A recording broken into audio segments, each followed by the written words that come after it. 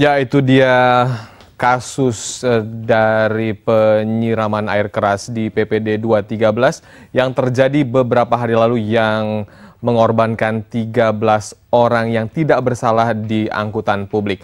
Dan saya menyapa Anda, selamat sore pemirsa, apa kabar Anda? Senang sekali saya William Darmawan kembali menjumpai Anda dalam Beranda. Dan apa yang Anda saksikan barusan bisa menjadi pelajaran bagi Anda bahwa hal tersebut tidak patut contoh. Apalagi bagi Anda yang sekarang masih sekolah atau juga masih pelajar, bahwa ini merupakan salah satu kenakalan dari remaja yang mengorbankan orang lain yang bisa berakibat hukum seperti yang tadi diberitakan bahwa pelaku dihukum bisa sampai dengan 5 tahun penjara. Dan selama 1 jam ke depan kita akan membahas seputar siraman air keras di tawuran pelajar. Anda juga bisa interaktif bersama kami. Silakan 02151551111. 02151551111. Kita akan bahas bagaimana seorang pelajar yang masih muda dalam tawurannya harus mengorbankan orang lain, membunuh, kemudian juga menggunakan senjata, bahkan ada yang melampiaskan dendamnya dengan menyiramkan air keras ke masyarakat yang tidak bersalah. Sekali lagi Anda bisa interaktif bersama kami di 02151551111 bagi Anda yang ingin interaktif bersama kami di sore hari ini. Sudah ada 2 narasumber yang hadir di studio Beranda pada sore hari ini. Ada Bang Ihsan, Komisioner KPAI. Selamat sore Bang, selamat datang di Jak TV. Kemudian juga ada Pak Abdul Zain, Pengamat Pendidikan. Selamat sore Bang, selamat datang di Jak TV. Dan sekali lagi pemirsa, Anda bisa interaktif bersama kami di line telepon 02151551111 untuk bergabung mengenai tema yang kita bahas pada sore hari ini, siraman air keras di tawuran pelajar. Saya nanya dulu ke Pak Ihsan. Pak Ihsan, bagaimana melihat kasus yang terjadi beberapa hari terakhir yang ramai dibicarakan oleh media tentang penyiraman air keras ke publik oleh seorang pelajar? Ya, jadi memang yang pertama kami dari KPAI turut prihatin dengan korban yang cukup banyak sampai 13 bahkan 16 orang. Yang kedua, kita mengetahui bahwa ini bukan anak-anak lagi, karena umurnya sudah 18 tahun, maka kemudian berlaku aturan pidana murni kepada pelaku ini. Terus yang ketiga, kita tahu bahwa yang bersangkutan ternyata memang seringkali terlibat tawuran. Ketika kelas 1, dia pernah dihukum 2 hari oleh kepolisian dan juga berapa kali terrekod dia tawuran kelas 2 dan seterusnya. Jadi memang kami melihat belum ada sistem dalam pendidikan kita yang mampu merubah perilaku anak-anak. Kita tahu mereka melakukan tawuran, kriminal, dan segala macam. Itu hanya sampai ke tingkat peringatan dan kemudian tidak ada proses yang komprehensif yang dapat memastikan bahwa anak ini ketika kita kembalikan ada perubahan perilaku pada anak. Sehingga proses ini karena tidak terjadi, dia mengulang terus perbuatannya dan pada hari ini dia melakukan tindakan yang lebih berbahaya lagi gitu. Ya, ini kan tindakan dilakukan oleh pelajarnya. Nah, ini bagaimana Pak Abdul Zain melihatnya sebagai seorang pengamat pendidikan, bahwa ini satu hal yang sangat memprihatinkan sekali ya, dendam kemudian dilampiaskan kepada masyarakat yang tidak bersalah. Gimana Pak? Ya, ini yang menjadi persoalan kita. Akhir-akhir ini kita prihatin melihat anak-anak muda kita ya. Kita baru saja misalnya kasus bagaimana Dul membunuh sekian 6 orang gitu. Dan kemudian ini juga tawuran yang kemudian menyiram tanpa perhitungan ya. Tanpa perhitungan maksud saya kalau disiramkan secara bebas begitu tentu siapa saja yang akan terkena yang bersalah. Nah ini tentu persoalan-persoalan remaja dan kepelajaran kita ini tidak disebabkan oleh faktor yang sifatnya tunggal. Tetapi kita selalu mengharapkan bahwa pendidikan memiliki peran untuk mengatasi persoalan ini. Karena pendidikan kita adakan memang sebetulnya dalam rangka memanusiakan dan memuliakan juga kemanusiaan di dalam masyarakat kita. Sehingga anak itu tahu apa artinya manusia, kemudian bagaimana memuliakan manusia, bukan justru secara serampangan melakukan hal-hal yang kemudian bersemangat membunuh atau mengeliminir hal-hal yang bersifat manusiawi itu. Nah ini yang kita prihatinkan. Artinya pendidikan kita belum memberikan inspirasi terhadap kemuliaan manusia ini. Tapi kita mengambil contoh dari kasus yang terjadi bahwa dari pelaku yakni Tompel ya yang melakukan penyiraman air keras ini rekor dari sekolah dia itu sering tawuran. Nah ini gimana komentarnya dari Pak Abdul dulu? Bahwa sepertinya sistem di sekolah ini juga tampaknya memfamiliarkan atau juga membina hal-hal yang mungkin bisa menyebabkan orang terluka, tawuran dan lain-lain. Gimana Pak Abdul? Ada banyak sekolah atau lembaga pendidikan yang secara terus-menerus mewariskan kekerasan atau perkelahian secara secara terus-menerus gitu. Seperti musuh bebuyutan, sekolah X dengan sekolah Y.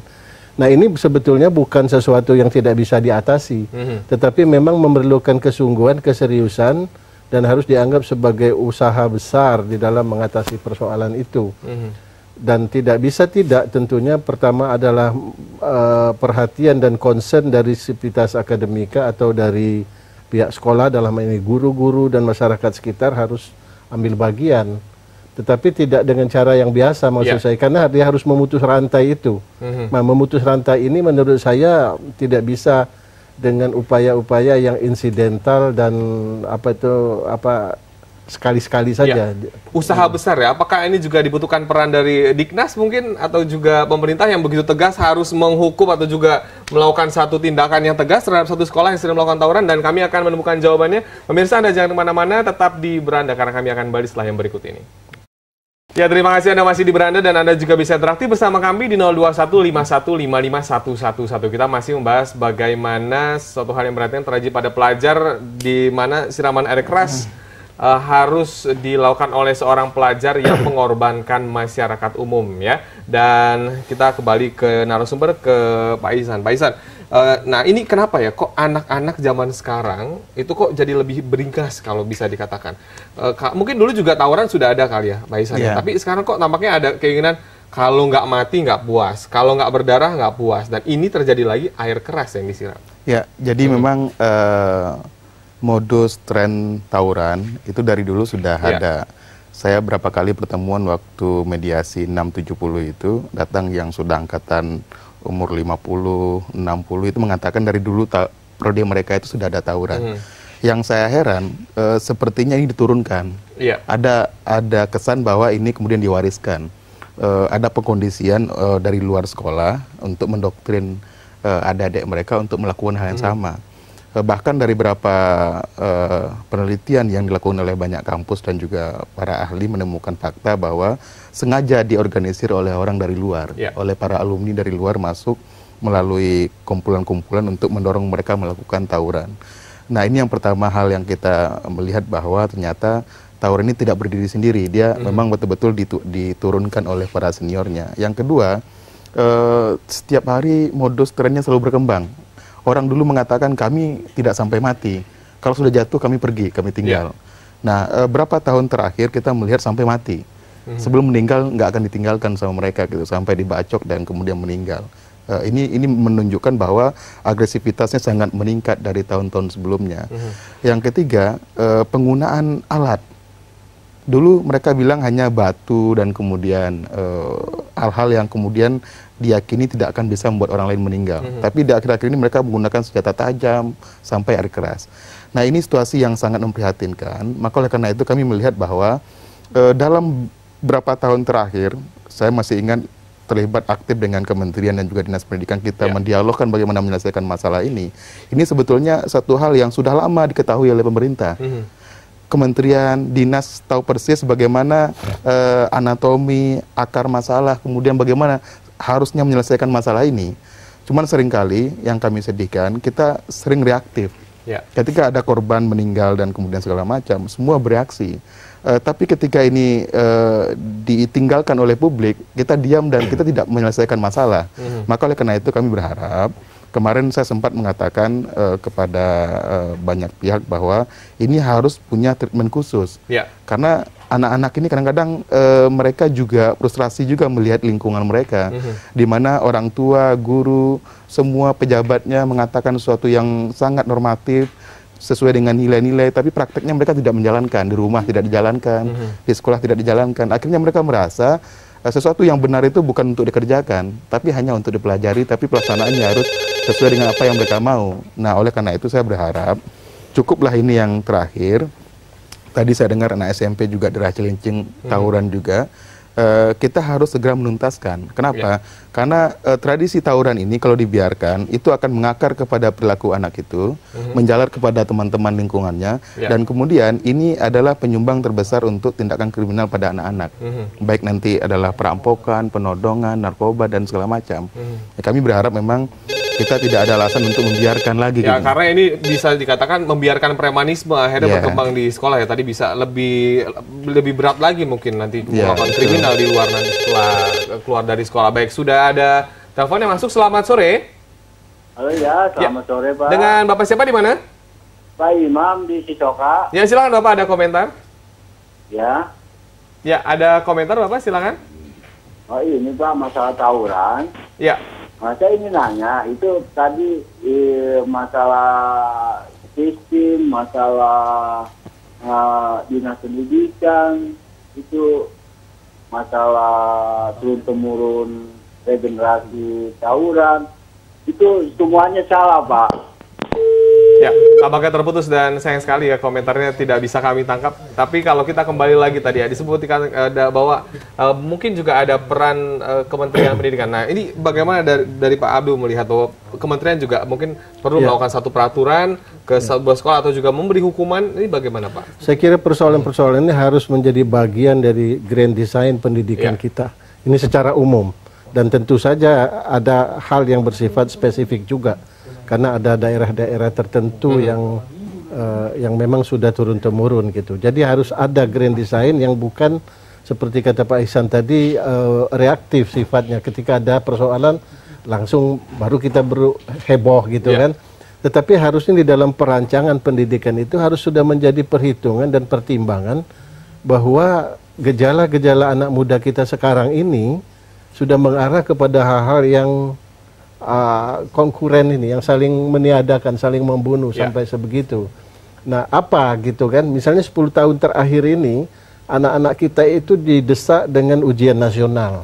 Apakah tidak misalnya kalau dulu sekedar berkelahian insidental pakai batu, dan sekarang lebih banyak kepada perkelahian yang terencana dengan hasrat membunuh.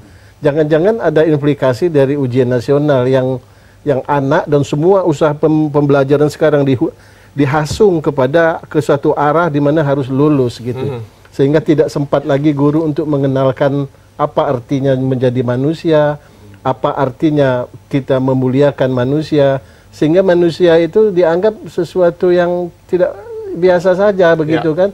Lalu kita membunuh, melukai orang, mencelakakan orang seperti hal yang tidak penting gitu. Karena pemikiran anak-anak kita ini sudah di-frame oleh hal-hal yang sangat rigid, sehingga dia tidak mengenal hal yang lebih luas dari kehidupan ini.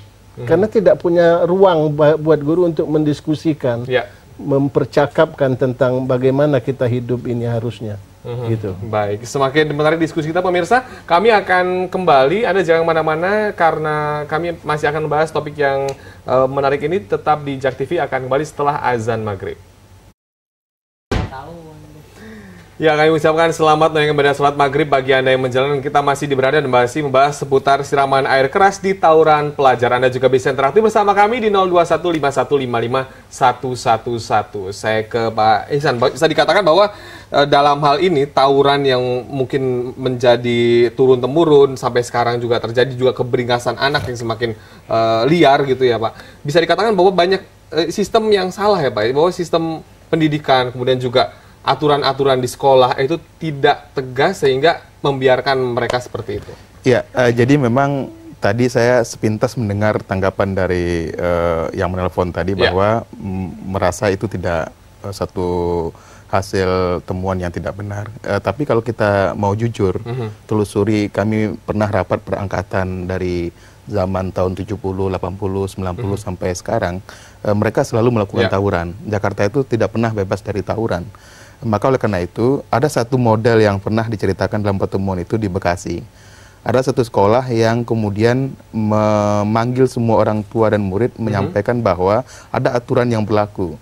Siapapun siswanya yang berkumpul di luar sekolah dan bergerombolan di mall, di kafe, dimanapun, masyarakat diminta mengirimkan foto-foto mereka ke sekolah. Nah, kalau ada gambar mereka yang ketahuan mereka bergerombolan, itu ada proses di mana sekolah memanggil orang tuanya, peringatan 1, 2, 3, yang ketiga keluar. Nah, ini ada satu komitmen yang dibangun antara sekolah, orang tua, dan siswa bahwa sekolah tidak akan mentolerir apapun bentuknya. Jangankan mereka melakukan tawuran, kumpul-kumpul pun akan diberi tindakan yang tegas. Nah, sekarang Pemda DKI sudah menerapkan jam belajar.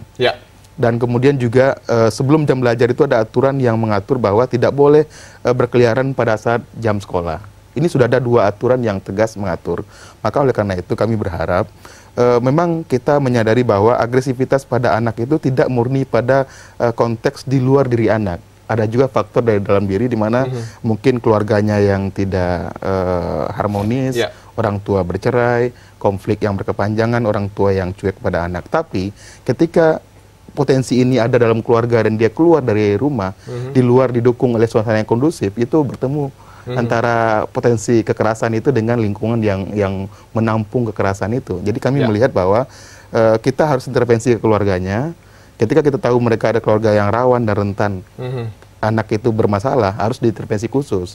Ketika dia masuk ke sekolah, pada saat penerimaan murid baru, itu mesti ada sistem asesmen yang komprehensif. Tidak hanya menanyakan apa kerjaan orang tuanya, tapi juga melihat riwayat kekerasan yang terjadi pada anak.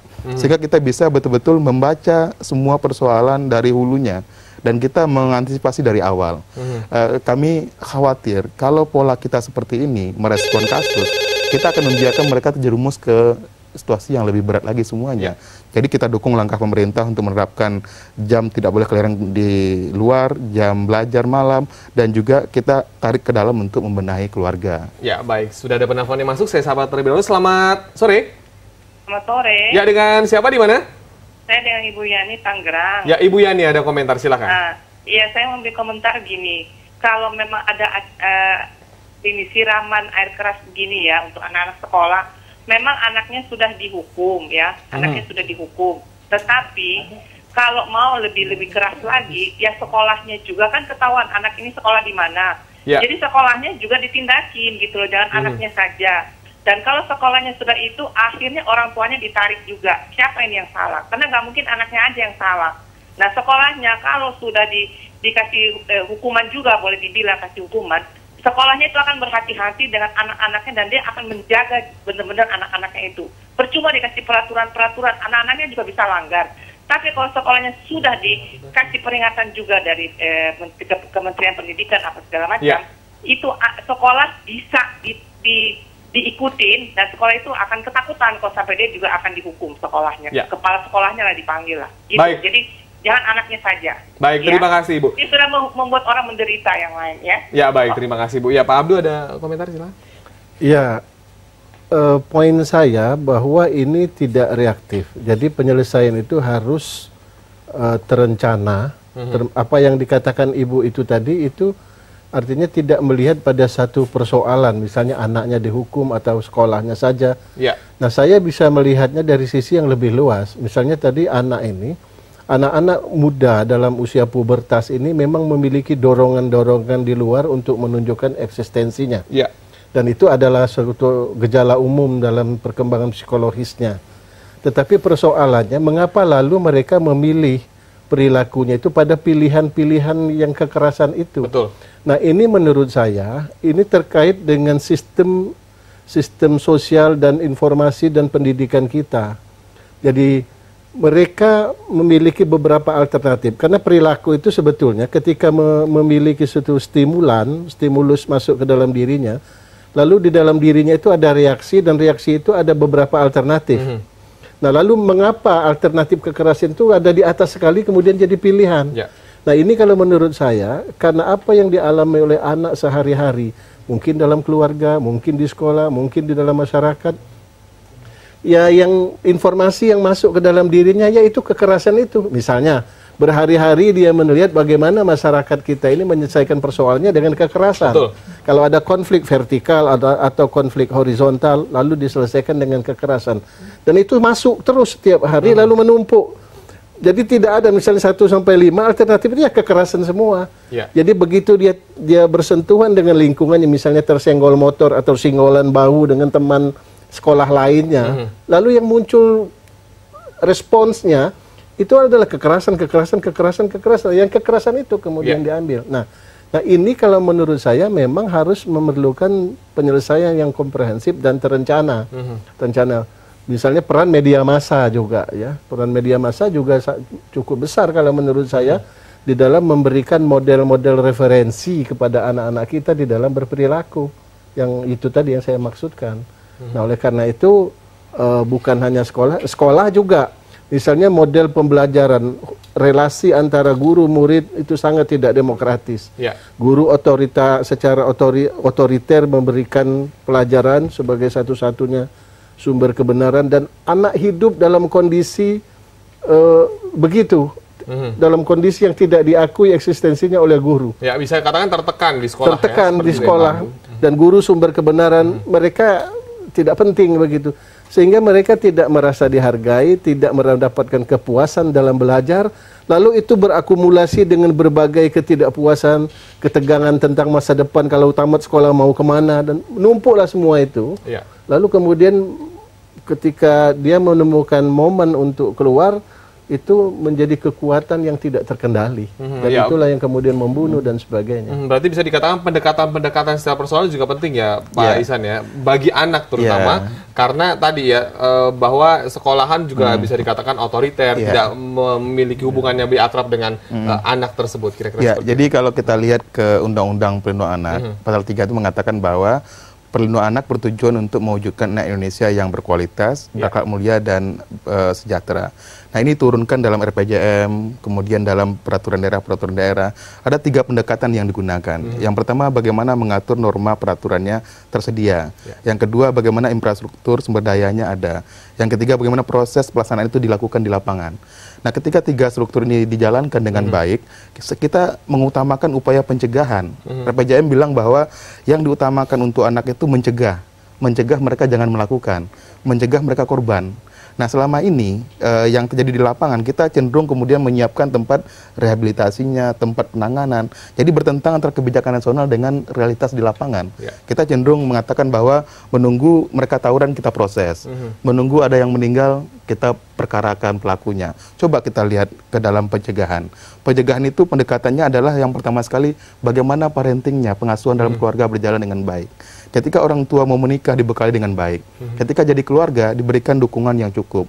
Ketika mereka konflik ada pendampingan oleh konselornya. Ini nggak berjalan di lapangan. Coba dilihat di RT RW di lingkungan. Kita nggak menemukan ada sistem yang bisa merespon ketika ada keluarga bermasalah. Kalau mereka bermasalah dibiarkan selesai sendiri. Apakah mereka bercerai, bubar semuanya.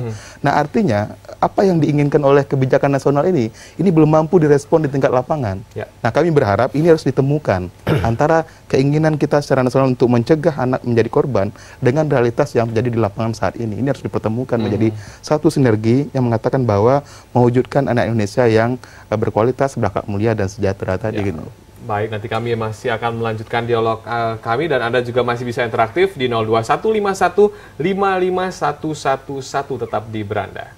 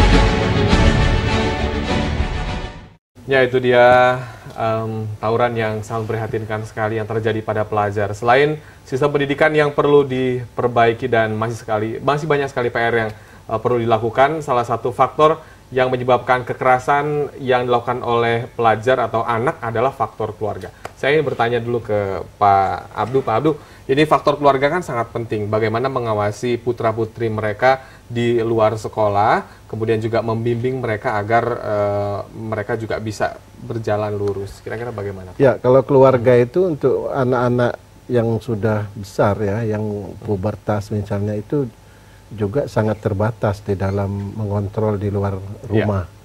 Di dalam rumah juga susah. Kadang-kadang orang tuanya juga sudah tidak dipatuhi. Karena ada semangat untuk lepas dari semua kontrol orang tua kalau anak-anak pubertas itu. Nah, apalagi sekarang orang tua juga banyak sekali yang satu, dia tidak punya waktu lagi untuk memberikan pengawasan itu. Yang kedua juga seringkali tidak dihormati oleh anaknya karena perilaku orang tuanya tidak patut dicontoh.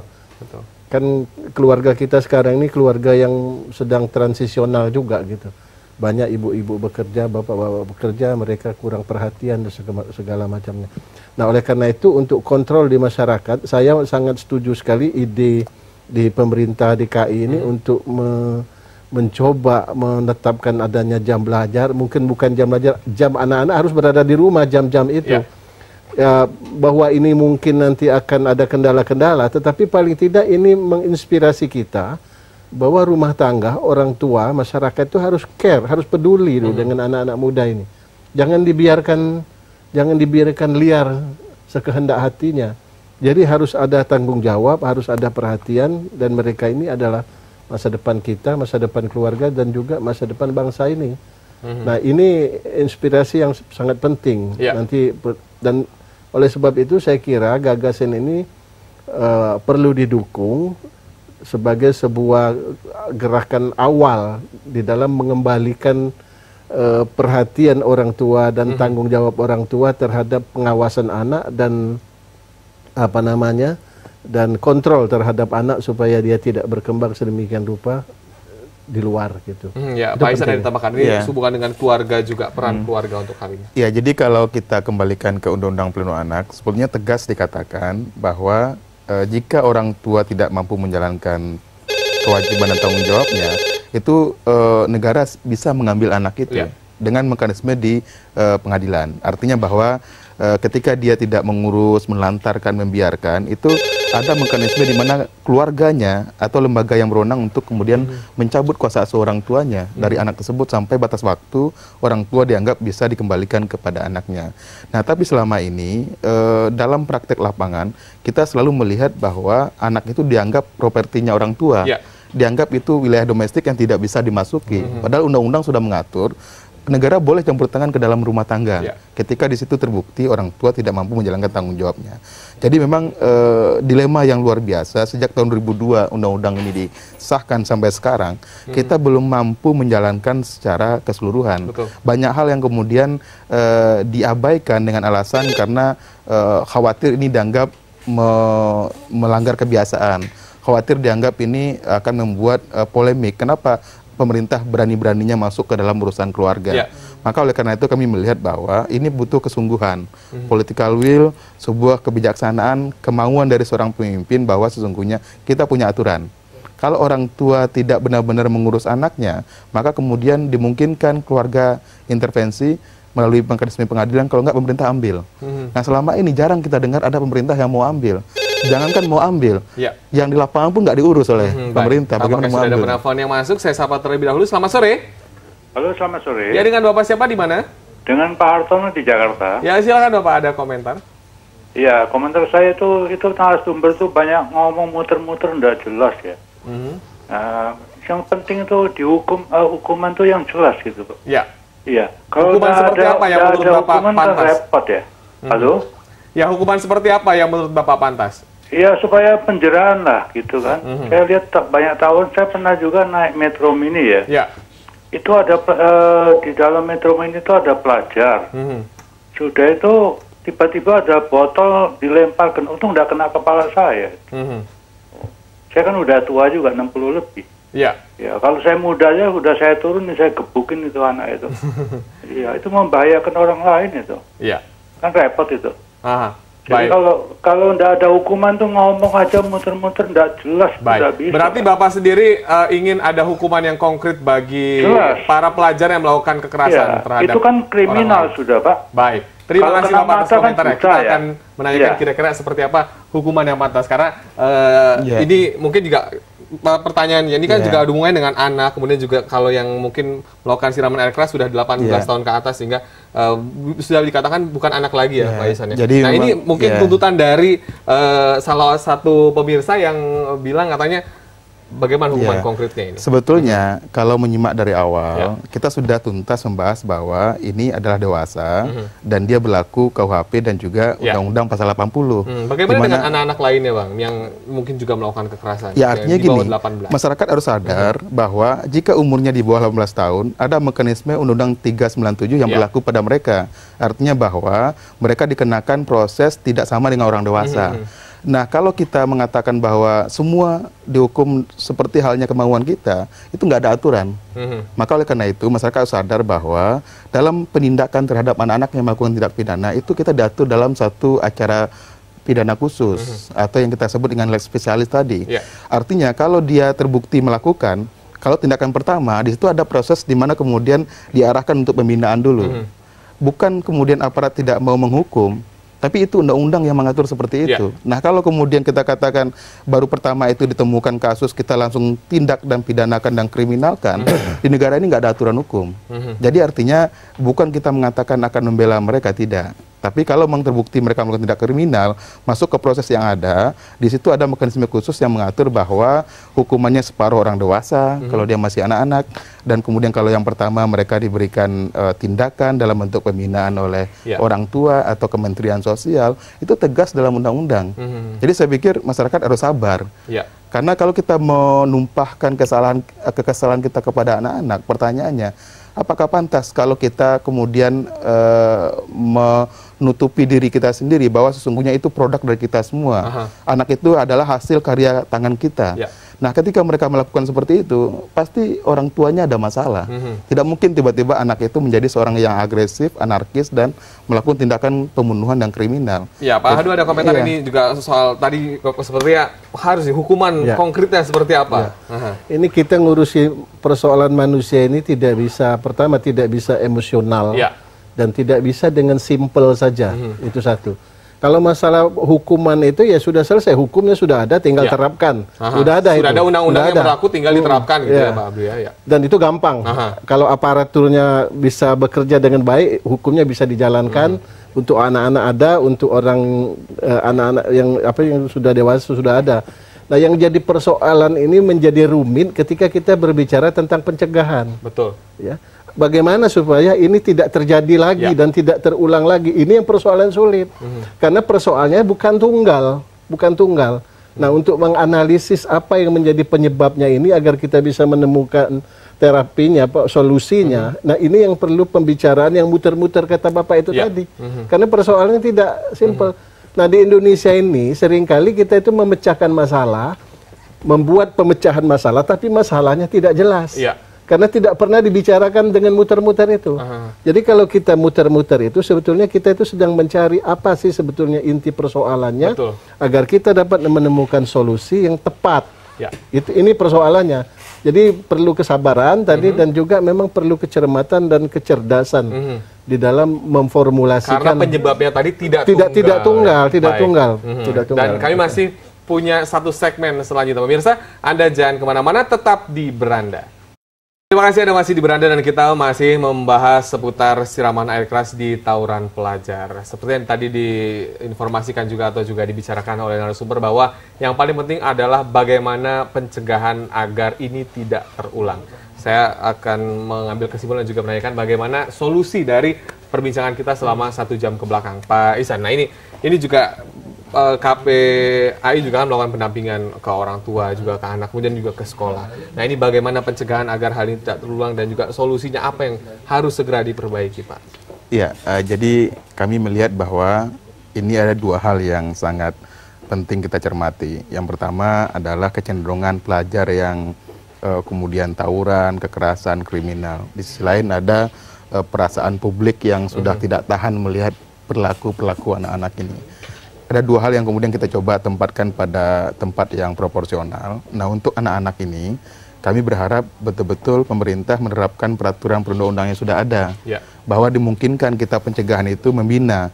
Dari informasi yang kami dapatkan di lapangan, rata-rata sekolah tahu siapa anak-anak yang suka melakukan tawuran. Siapa anak-anak yang pernah ada kasus. Seperti yang sekarang ini, dia pernah terlibat berapa kali tawuran. Itu catatannya ada di kepolisian dan di sekolah. Maka oleh karena itu, pihak terkait mulai dari Dinas Pendidikan, kepolisian, masyarakat dan orang tua, itu tidak bisa lagi menunggu. Semua anak-anak di Jakarta yang, kita kan punya sistem. Kelihatan itu siapa yang melakukan. Itu semua harus diproses, dibimbing, dibina. Bahkan kalau kemudian kecenderungan dia sudah pada tingkat perilaku, itu harus ada treatment khususnya, ada intervensi khusus. Di beberapa negara diterapkan, itu ada pusat rehabilitasi, mereka dibawa ke sana. Kemudian ada para ahli yang kemudian melakukan treatment dan mengevaluasi. Kalau dia dilihat belum mungkin berubah, itu nggak akan dikeluarkan, nggak akan dipulangkan. Nah, kami berharap pemerintah membuat sampai setingkat itu. Kalau betul-betul anak-anak yang di beberapa sekolah ini ketahuan mereka pentolan-pentolannya, daripada dia menularkan ke kawan-kawan yang lain, mohon mereka segera diberikan intervensi khusus. Yang kedua, untuk publik, saya sebetulnya dalam kondisi sama dengan perasaan publik bahwa ini perbuatan yang tidak bisa ditolerir. Ini kejahatan kriminal dan segala macam.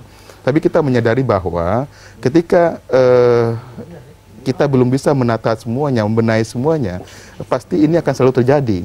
Maka oleh karena itu butuh kesabaran, butuh dukungan yang totalitas dari publik untuk mendorong pemerintah membenahi sistem ini. Jadi ini butuh waktu yang cukup untuk membenahi ini. Jadi bukan kita kemudian mengatakan bahwa tidak ada keberhasilan pemerintah, tapi faktanya bahwa ini ada kebijakan nasional, ada undang-undang yang harus kita jalankan. Ketika kita evaluasi di lapangan belum berjalan dengan baik, kita terbuka juga untuk mengatakan bahwa benar, ternyata kita belum punya ketahanan keluarga yang kuat, kita belum punya sistem yang merespon yang baik. Ini yang harus kita sadari bersama gitu. Pak Abdul, ada yang disampaikan ke petugas, silakan. Pada tingkat sekolah, pertama, anak-anak bermasalah di sekolah itu perlu disadari itu bukan hanya tanggung jawab guru BP atau bimbingan dan penyuluhan, tapi merupakan tanggung jawab keseluruhan daripada sekolah itu. Jadi ini ada semacam kekeliruan bahwa kalau ada anak bermasalah dikirim ke guru BP. Guru BP itu mungkin bertugas untuk membuat peta gitu ya, untuk kemudian terapi dan treatment anak ini merupakan kebijakan sekolah.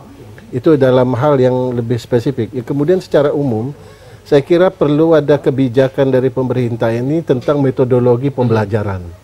Jadi metodologi pembelajaran di mana guru-guru itu harus kita latih untuk melakukan pembelajaran yang lebih partisipatif, yang lebih dialogis, yang mengajarkan anak untuk berpikir, untuk mengembangkan nalarnya.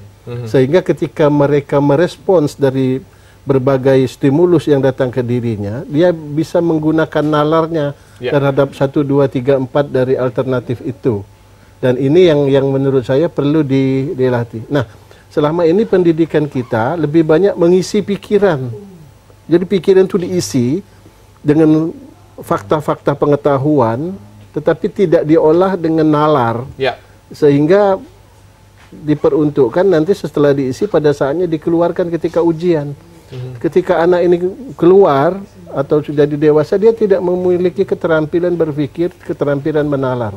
Dan ini yang kurang dari pendidikan kita, mengajarkan berpikir ini. Ya, baik. Terima kasih Pak Abdul, terima kasih Pak Isa. Semoga apa yang kita perbincangkan pada kali ini bisa segera mengurangi dan juga pencegahan terhadap tawuran bisa segera terrealisasi. Karena tadi ini butuh kerjasama dari berbagai pihak, keluarga, sekolah, pemerintah, dan juga undang-undang yang perlu dilaksanakan dengan baik. Semoga apa yang kita perbincangkan pada kali ini memberikan manfaat bagi Anda. Akhirnya saya William Darmawan mengucapkan terima kasih atas perhatian Anda. Sampai jumpa.